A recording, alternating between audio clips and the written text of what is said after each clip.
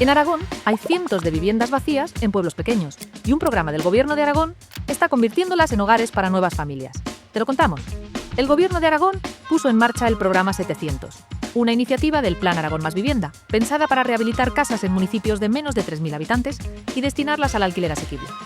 En su primera convocatoria se destinaron 10 millones de euros para recuperar 184 viviendas en 73 municipios. El interés fue enorme. Llegaron 249 solicitudes por un valor total de 33,6 millones, mucho más de lo disponible. Eso dejó a muchos municipios en lista de espera, pese a que cumplían todos los requisitos y necesitaban urgentemente esas viviendas para frenar la despoblación. Para no dejar atrás a esos pueblos, el Gobierno lanzó una segunda convocatoria. Otros 10 millones de euros destinados específicamente a los municipios que quedaron fuera por falta de presupuesto.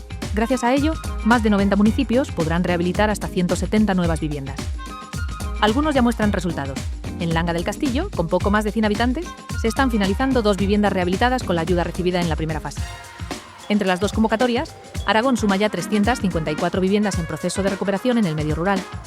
El objetivo global del programa 700 es movilizar 52,5 millones de euros en 6 años y promover alrededor de 800 viviendas públicas, ayudando a revitalizar calles, fijar población y ofrecer nuevas oportunidades de vivienda asequible en los pueblos aragoneses.